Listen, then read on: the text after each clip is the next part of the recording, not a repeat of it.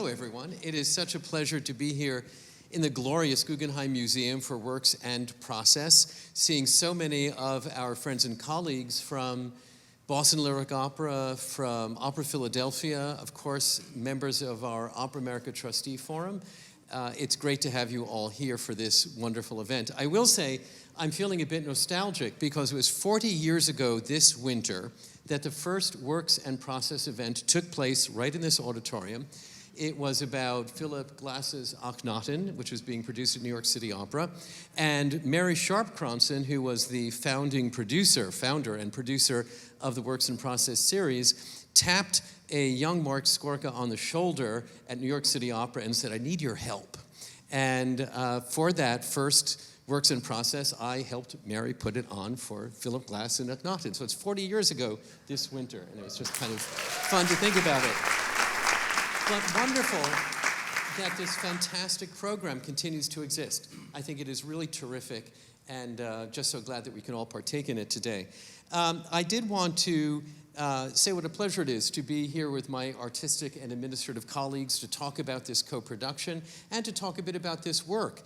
And forgive me for just a moment of musicological nerding out, but I'm really fascinated by Joseph Bologne and this piece.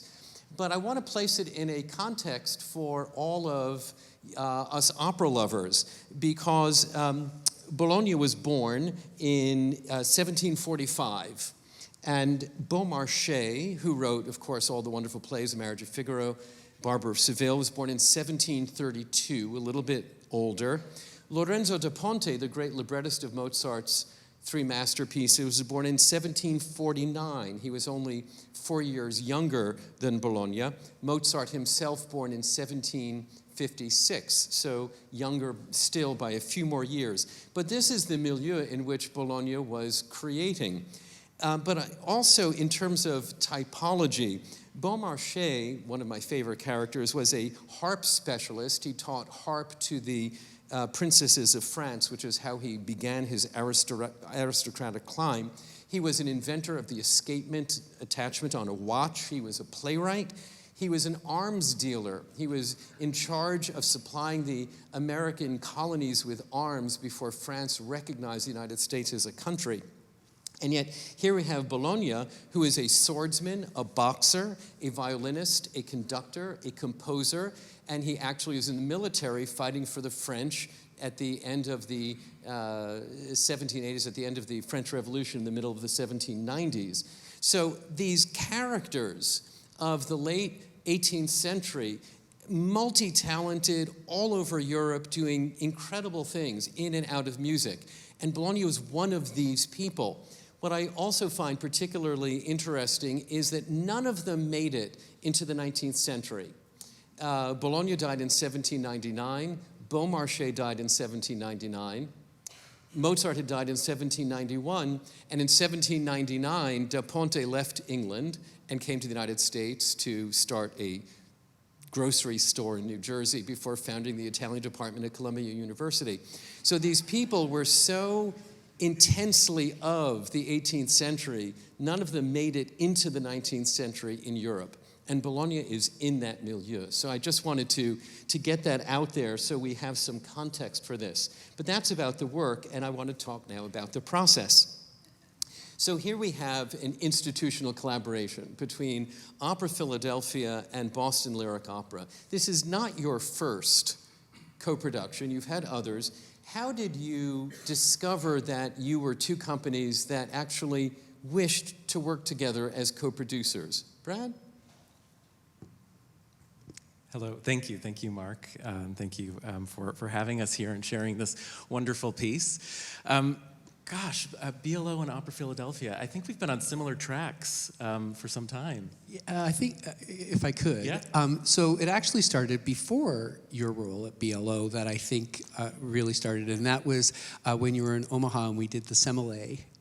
We co-produced the Semele together, and you work with many people in many companies, and then every once in a while you work with somebody where there's instant trust, and kind of a groove of having same aesthetic interests and values. And you were one of those people. And then when you went to BLO, and we knew your predecessors and admired their work, there was a connection there. Yes, you're right. Yeah, that connection sort of carries through with us through our careers. And what I appreciate both about the legacy of Boston Lyric Opera and what I see in Opera Philadelphia as well is really exploring the full breadth of our art form. And so both organizations have really made a commitment to presenting classic works, rethinking them in new ways, and lesser known pieces like this one. Now, your companies don't perform in similar theaters. You perform in different times of year. So you're quite a train ride or drive away. How does co-production make sense for your companies? A couple of things. First of all, it's very expensive to do opera. Newsflash. And there's really two expense categories, people and stuff. And so both can be added by a partnership. So you've got people, directors, designers that are working once for two outcomes. Sometimes you're able to harmonize casting, and then stuff, which up until recently was inexpensive to ship. That's been a bit of a delta there, but Boston's not that far away.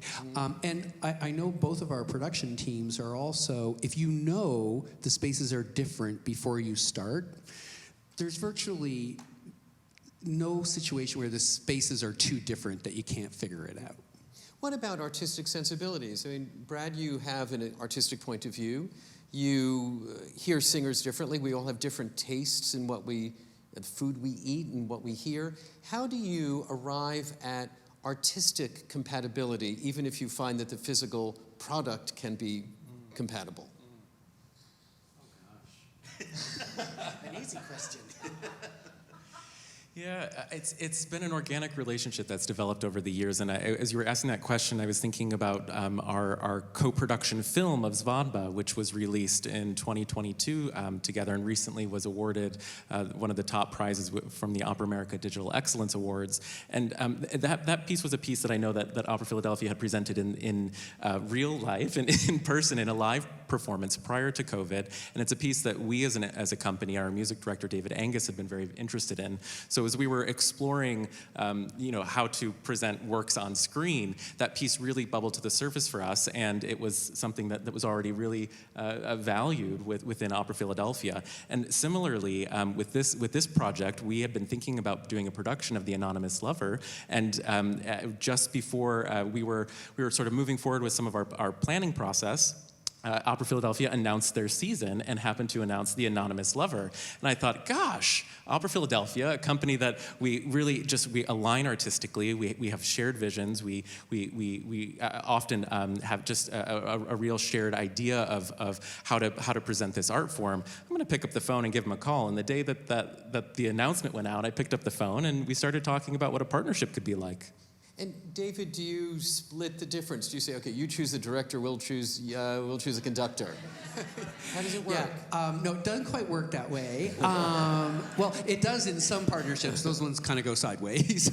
No, I think what you're looking for is for common agreement. And in this case, we had indicated we wanted to work with Dennis, and he was you were interested in him anyway already. And then with singers, what I've often found is, your casting departments, they hear things differently, you are right. But if they just pause for a minute and listen to their colleagues, they actually can put things together better than they might do the way, because there's some tension sometimes, and performance art needs tension. And so for us with Boston, and I know with others, we really try to seek common interest. And in this case, our casts actually aren't harmonized, but that was more an issue of schedule than anything. I think we could have easily figured out a way to harmonize it if we'd been able to have more advanced planning on it. Now, as we know, full disclosure, your production has been postponed from when you originally planned to do it. So had you planned to use the same cast in both cities? No, because we had already announced it, and then Boston's like, ring, ring, ring, sounds cool, let's do it. And so, but if we had, my point was, if we had have planned it, we probably would have harmonized it. It would have made sense. To add? I think David just said it all, really. Okay, now, I know that we're going to hear some of the work next on the agenda. Then we'll talk about how we got to this opera and how we are treating it. But we're going to hear 2 excerpts, according to my script here. And who wants to set up these 2 excerpts? You want to tell us a little bit about them, Dennis? I figured that would come to me. Good evening, ladies and gentlemen. I thought the best way to set this up is, the story's really simple. It's about some wealthy people in France that the anonymous lover is Valcourt, and he has been sending letters and gifts to a young widow for years, and she is reluctant to fall in love, and so the whole thing is them falling in love on stage together and a happy ending for all. And that's basically the story. And so this, you will see, the first 2 pieces that you see, it's Valcourt begins, and I'll just say some of the words that he'll be singing about, it helps. My heart has ached for you for so long, it is agony loving you, and not knowing if you will love me back. All night and day, I sigh, I will die from my love. So it's a real upbeat song. It is a comedy, but we have to have our dramatic moments into it. And so I think we can just begin. Terrific. Yes? I will be reading some stage directions just at the top of this, just to sort of set up the scene. And if our accompanist will join us, we can begin.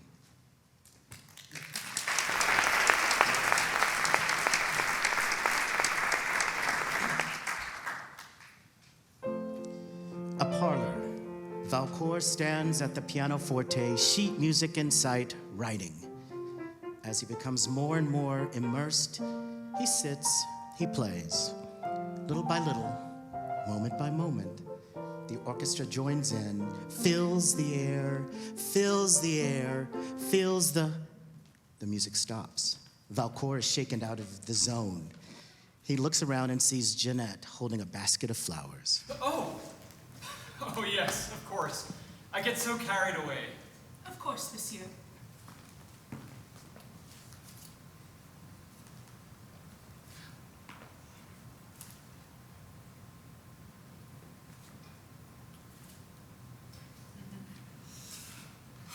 She will adore anything you choose, monsieur, as she always does. But how can I be sure? You can be very sure, monsieur, because each bloom you select is as beautiful as Madame Léontine herself. Yes, her beauty, like no other, you are correct. Yes, monsieur. But you are also incorrect. Monsieur? Look at these. How can any of these come close to the perfection Léontine embodies? This is all wrong. Maybe she prefers sweets. That's it. Can you bring sweets? A whole wagon of sweets. Madame Léontine does not want sweets. She can very well buy her own sweets. Oh, this will be a failure. I am a failure. No, monsieur, no. These flowers will work. And if they do not, perhaps a song. There is no hope, absolutely none, of me writing anything as decadent as Madame Léontine.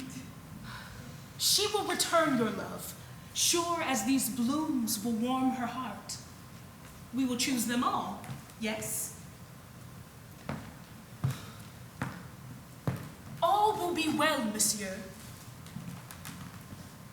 You'll see.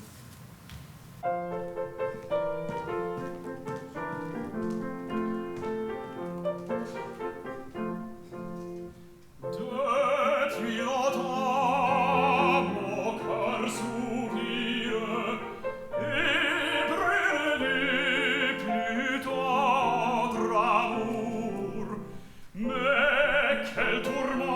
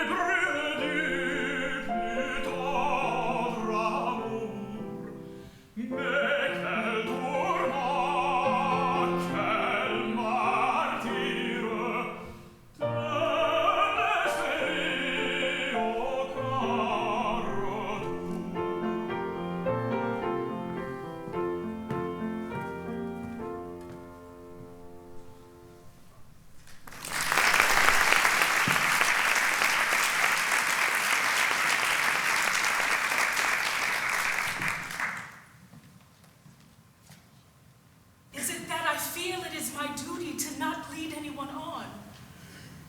Least of all, someone with so much passion. Whoever this is has passion in abundance, yes? To crush it does not feel right at all, absolutely not. And yet, I also feel I mustn't. Nothing, not even a great passion, could change my mind to open my heart. And it is not right to lead the anonymous lover on. Son amour, sa conscience extrême, n'a changé ma rigueur, mon indifférence est la même,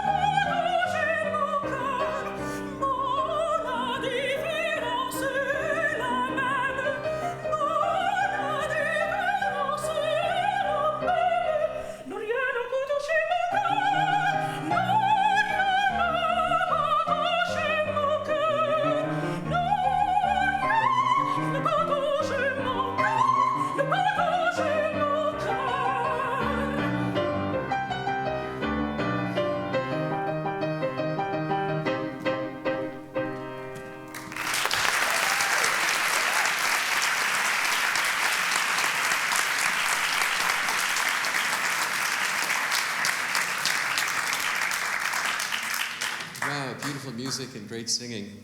So, Dennis, how well did you know this piece when David Devan called you and said, hey, you interested in directing this? I knew nothing of it. I knew nothing at all. I didn't know the composer, and oftentimes I share that I'm going to be directing this beautiful piece, and most people say, the what? And I say, an anonymous lover. And when I tell them the composer, again, there's room for this man's work to be shown to the world, and I'm so glad that I get to be that deliverer of that message. And he wrote several operas, but this is the only one that's extant, where they have the complete score for it. Yeah, I think he maybe did 6 or 7, I believe. Right. And only fragments right. are available, at least at this point. Well, because, most of it was because of the French Revolution, and Napoleon came into power, and they reinstated slavery, and then they asked that all of his works be burned and destroyed to erase him from history. Right. And did you think originally that, because what we did here was the dialogue in English, but the arias, and I'm sure ensembles, in French. Did you start out by thinking you wanted to do a bilingual version of this so people would understand the dialogue and hear the original music with the original language? Yes, that was always the plan. I think what was wonderful was when Boston was able to bring on this wonderful playwright here, playwright laureate.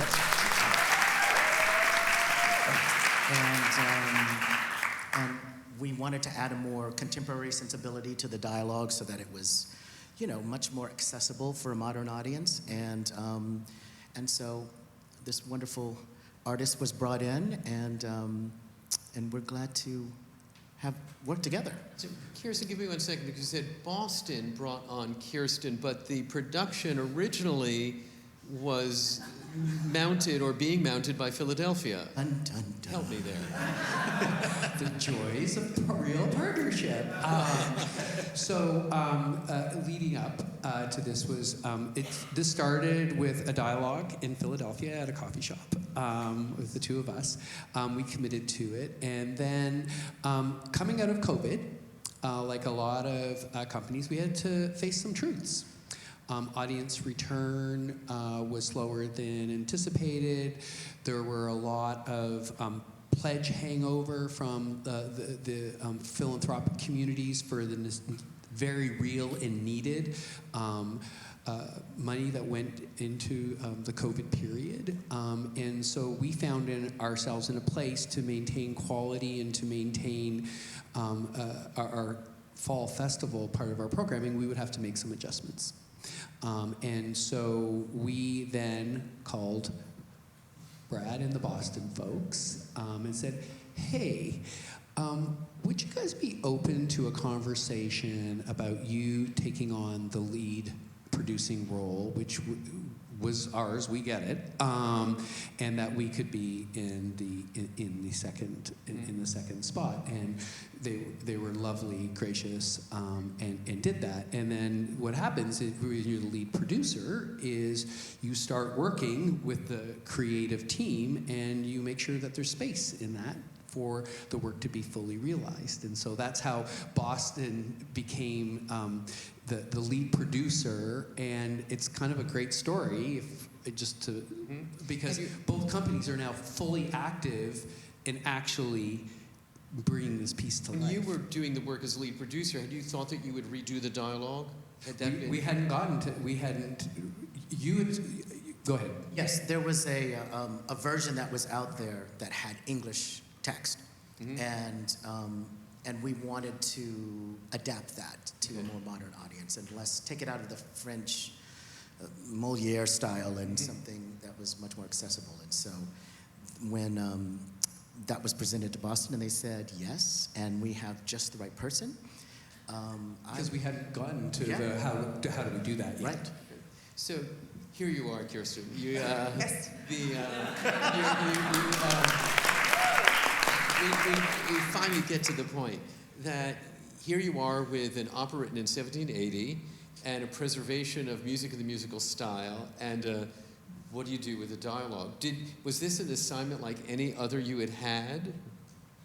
It was maybe a little more delightful than many of the assignments I've had, because I think at its core, when I began talking with Dennis and with David, we wanted to retain the music, the romantic comedy aspect of it. That it's a love story, and it deserves to be a little bit light, and also in playwriting, it's all about the dialogue. And I'm new to this is my second libretto, but I'm learning it's really to get us to the music. So it's really like my job is to figure out how to guess there, and it's like a swift ship to the music, as opposed to bogging down and having too many words. So how did you go about conceptualizing a more up-to-date dialogue? Did you forget the original French and just think, what would they be saying in these moments? Or did you look at the original French and translate it and then just try to update it? How did you go about it? Definitely was not able to look at the original French because I am not a French speaker. I looked at many different outlines of the many different, there's been several versions in the last 2 years-ish, guessing about since 2020, and trying to uplift this voice. So I began to just put the different outlines together and see, okay, what does each scene need to get us through? And it was, we had also agreed, my missive was to keep it very short. So really just a little bit of dialogue. When someone's for playwriting, someone says, 40 pages of dialogue, that's like, what? That's the breeze, let's go. So it was figuring out how am I going to get from song to song to music through the music, and taking all those outlines of all the versions that, especially the English versions that have been done in the last few years, seeing what do I need to tell the story and what might I need to say goodbye to.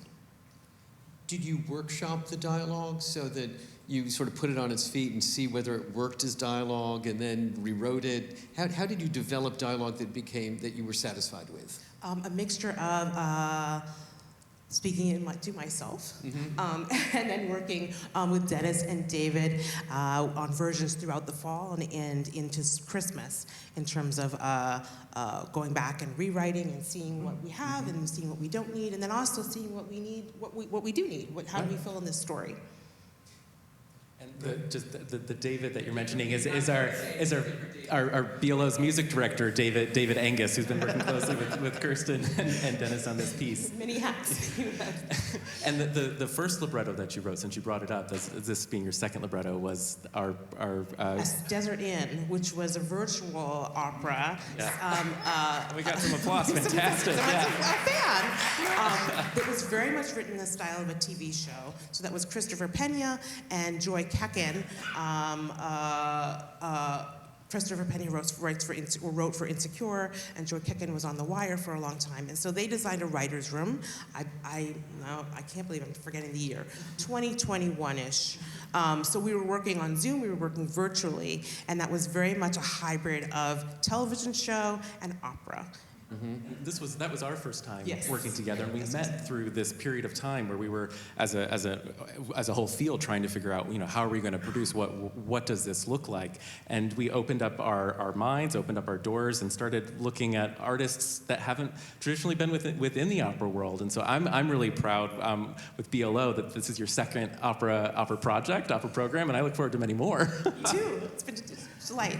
I will say too, who was on that team was a librettist named Roxy Perkins, who won the Pulitzer in 2019 for Prism, and so it was really helpful to have her anchoring that team. That was really very, very important. Marc, if I could you asked earlier about how we all got working together, and I think it's worth just taking a moment and talking about during COVID, BLO and Opera Philadelphia grew much closer together in a way that wouldn't have happened at the accelerated rate, because we both took a very similar approach to digital art, and we both created channels with OTT software, and we worked collaboratively in terms of ideas and talking that just wasn't available in the world pre-COVID, with all the block and tackling that you needed to do with so-called co-production agreements in the past. So it was kind of one of those silver lining things, and like this case where new artists came out of that shared experience in that process, because Desert Inn was also with James Dara, who was somebody that did Soldier Songs and worked with us. So it's just everybody, it just really, there was more birth out of it than I think most of us are realizing. In terms of talking about this fall and up to Christmas, you mean 3 weeks ago? Because the production opens February 16, am I correct, in Boston. So are you in rehearsal now? No. In fact, this was the first time I met the singers, and we were all together in the same room. We've met over Zoom before that, but yeah, we start on Monday.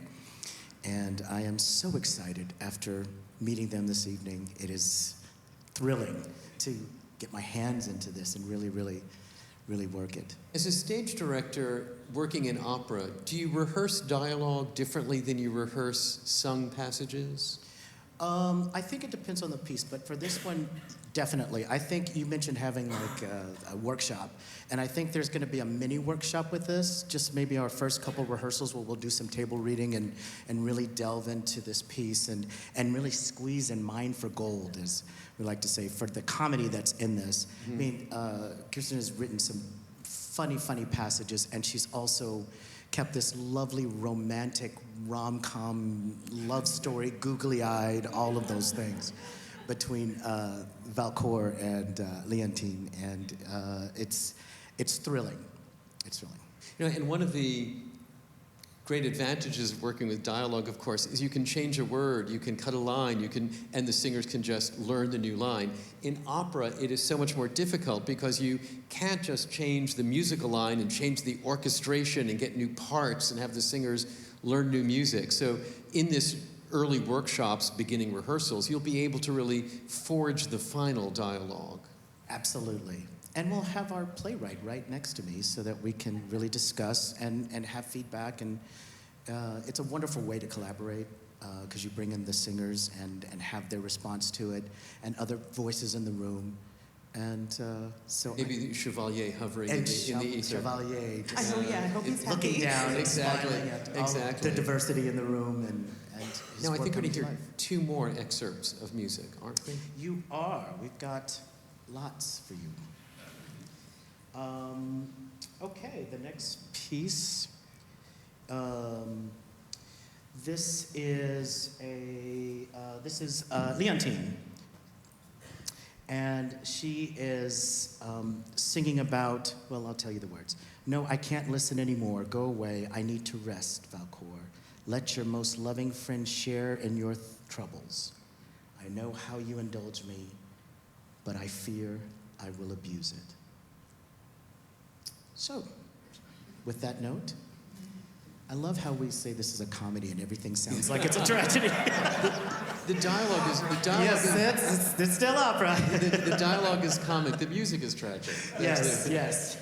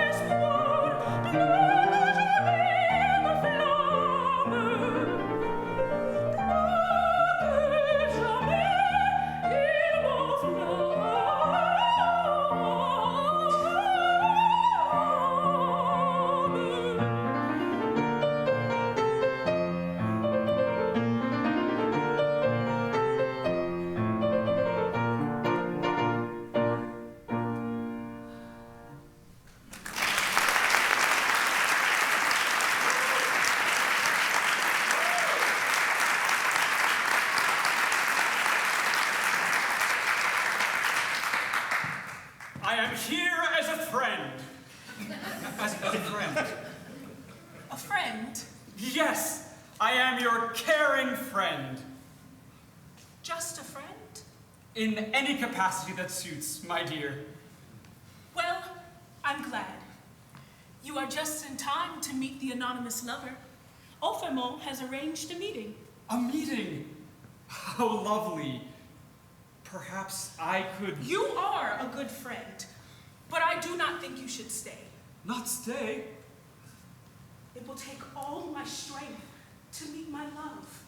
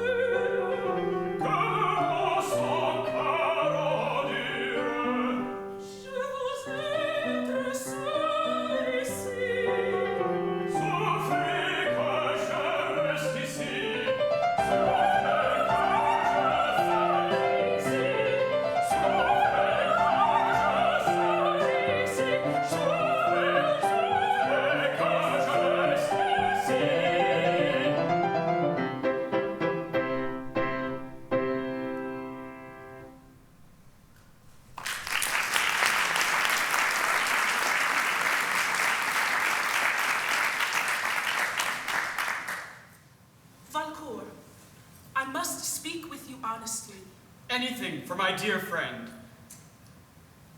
It is that I feel I should lead a life, might require a life, alone, without opening my heart to hurt. I understand. If you are seen on one knee like that, people will talk. The whole village can blabber themselves to death. I must say that I would like to offer that perhaps together your heart will not feel hurt or pain. Perhaps... Do not break. Hear him out. The agony might end. I must say that at times friendship ought to. I mean to say that friendship really very much can grow into more. and neither of our hearts need tear or break or... Ah, quel trouble,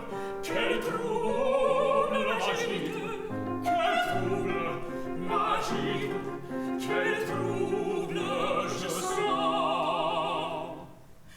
Mon cœur palpite, il me son tremblant. Mon cœur palpite, Et mes pas sont tremblants. mon est extrême. Quoi, Léontine, même? Je vous engage ma foi. L'amour enfin vous fait la loi. L'amour me fait la loi. Oui, l'amour est extrême, est extrême, est extrême. Notre amour soumet à sa loi. Oui, l'amour est extrême, est extrême, est extrême. Notre amour nous soumet à sa loi.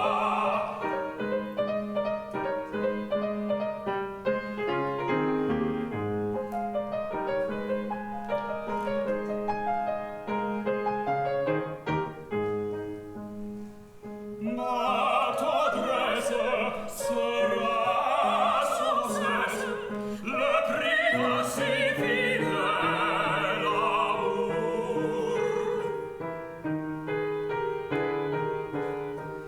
Plus de larmes, Plus de larmes, mon cœur est à son retour. quoi votre cœur est à moi sans retour. Votre cœur est à moi sans retour.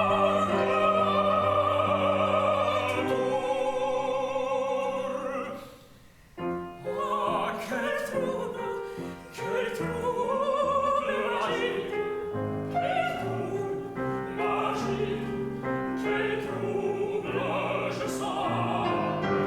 Ah, quel trouble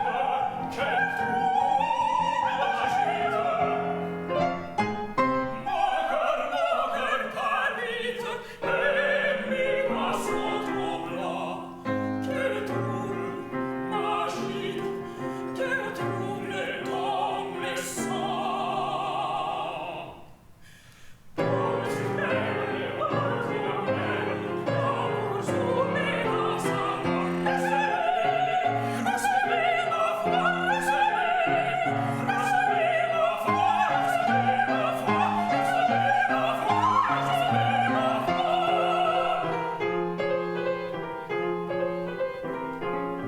Oh, my friend, it was you all along.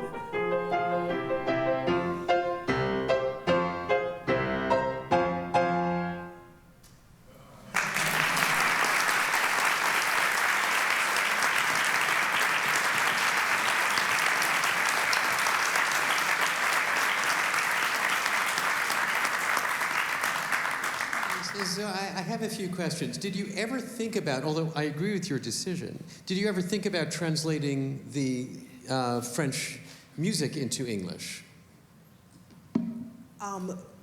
No, because I was my directive was very much music in French, dialogue in English. So with that choice already made for me, I was able to jump into what we have here.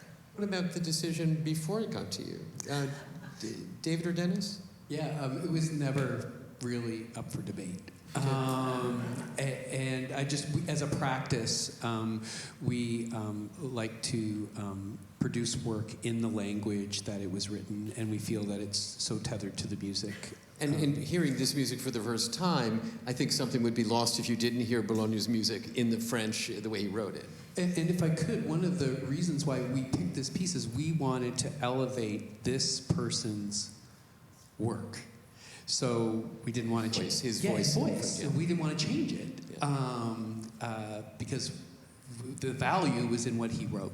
Let me ask about the rest of the opera, the cast. Is there a chorus? What are the rest of the forces, Brad? The production does have a chorus as well, and an orchestra that is, there's about 30 musicians in the orchestra. For our production, the orchestra will be on stage. I don't know, Dennis, if I'm giving too much away with your vision. Please, give away. So we're dying to hear. We're producing this at the Huntington Theater in Boston, and Dennis and the creative team has chosen to have the orchestra on stage. And maybe Kirsten, you want to talk a little bit about and Dennis, a little bit about the choice of Valcor as a composer. Oh yeah. So this idea, we both came to this sort of. A few of us came to this idea of how can we infuse. Oh, it was David Angus who was the conductor. I thought, where's a way we can add, like physically, that the composer, Joseph Bologne, into the piece, and instead of rewriting a whole piece that made him the character, we thought of making Valcour a composer. And so that's why at the beginning you see him scoring music, going to the piano, maybe he picks up the violin. We're still working that out. But it was just a lovely sort of tribute, a little hint of Joseph Bologne on the stage, and that was something that I thought was just fun. Yeah, that's how that came about. Are there other you mentioned chorus. Are there other characters?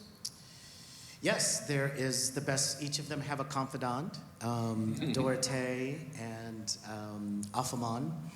And Jeanette, who was the flower girl, she has a fiancé husband named Colin. I'm terrible at French. They are sort of representing love, young love, and give hope for Léontine to fall back in love again, once again. And I believe that is all of them. How big is the Huntington Theater? The theater is a smaller space, so it seats about 700 audience members, and it's for BLO. It's one of our smaller spaces that we perform in, apart from larger 1,200 or 1,800 seat houses. So this will be a really intimate experience, and the Huntington Theater is also quite a bit of theater. Many of Kirsten's plays have been produced at the Huntington Theater, which is, I think, a space that really lends itself well to spoken dialogue and to that type of relationship between the audience and the artists. And why the orchestra on stage? Because it was really a logistical thing. They would be in such plain view of the audience that I felt like having a conductor at the audience level right in your face was just a little bit too overwhelming. And I think the pit could be lowered and you would not see them at all, but the sound would be compromised. And so to get the best sound balance, we put them behind a scrim on stage. Oh, so they're behind a scrim, so the audience won't necessarily see them, even though they're on stage. Yeah, at BLO, we produce in many different spaces, many theaters, the 1,800 and 1,200 seat houses that I was mentioning, and many non-traditional spaces, most recently in a cruise ship terminal, or in an ice skating rink, or a basketball court. So our team has become really skilled at positioning the orchestra and our musicians and creating an acoustic environment in a wide variety of places. So as an artistic practice, we're very open to sort of breaking down some of the traditional structures of having the orchestra being required to be in the pit. We're very open to that and involve acousticians from the beginning of our design process. So as Dennis, actually the first time that you had a tour of the Huntington Theater where we're presenting this, we brought along our acousticians who've worked with us for almost 12, 13 years now on these types of installation projects that we do. And we're very much considering the acoustics in the way in which the scenery is designed to support both the sung voice and now, in this case, the spoken voice as well. Right. David, in Philadelphia, where will it be produced? It'll be produced in the Academy of Music. In the Academy, so to catch our audience up, a 2,100 seat, 160-ish year old opera house, and that's where we had always. You also have the orchestra on stage, even though it is this much more traditional opera house. Well, up until today, the plan was.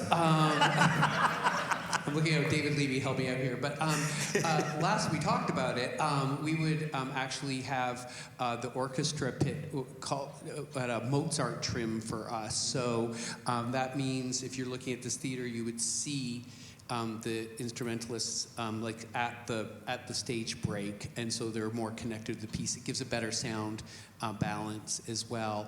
And they're actually using some of the like our shell and some of our hard surfaces that we were putting in to get the sound out in the house from the Academy where they're doing it. It is so, and so back to this concept of co-production, it is so interesting that you were performing it in such different venues, 2,100-seat, 160-year-old Opera House, the Huntington Theater, orchestra on stage, orchestra in the pit at a Mozart. Unless we get a further memo, but yeah. So, you know, is there, because I'm asked this question all the time, is there real, what's the real value in the co-production enterprise? Because you're to have to build it a little bit differently to move it from one venue to another, and there may be some storage cost in moving it from one place to another.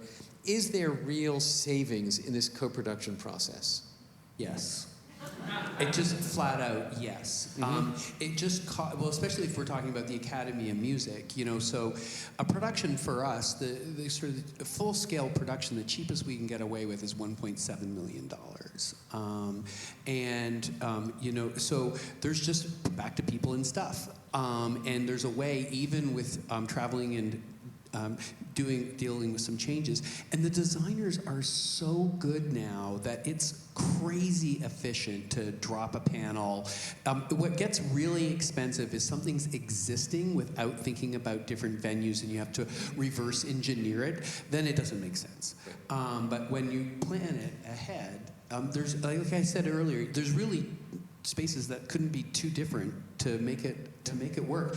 Just last thing, Brad, also, there's the qualitative value. Tension, creativity has to have tension, just as a practice of creating something, like working with less words, tension, right? And it worked. So the thing about the tension of these different spaces, I have seen over the course of my career that just the artistic tenacity of what comes out actually often has a higher sort of creative value because it had a hardship that it needed to work through, which brings more creativity. Right? And to add to that, in this production in particular, the scenery that we're using is, as David alluded to, are some sound shells and pieces of scenery from a prior performance that Opera Philadelphia held in a previous year. And so it's already modular pieces that are being put together in a different way in the Huntington Theater for BLO, and then will be expanded into the theater in Philadelphia. Would you theoretically co-produce everything you do if you could?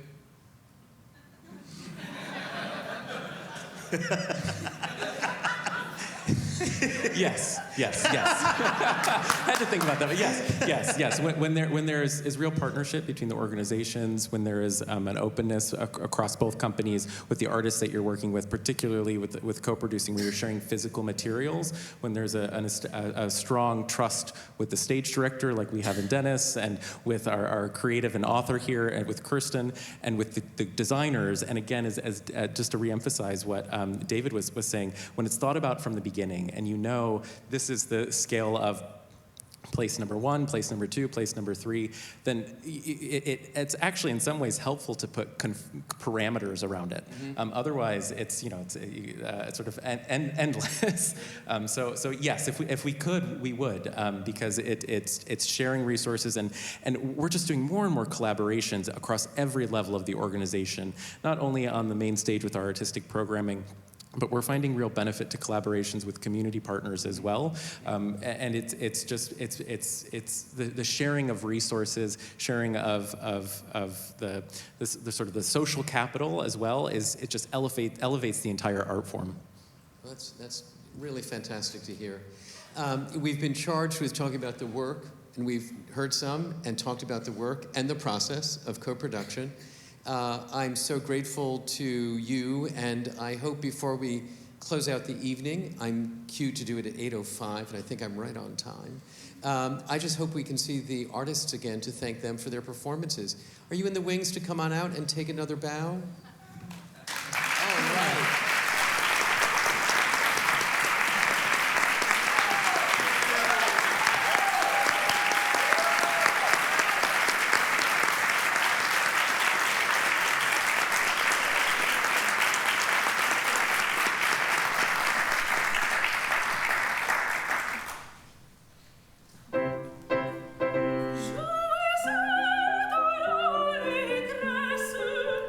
Come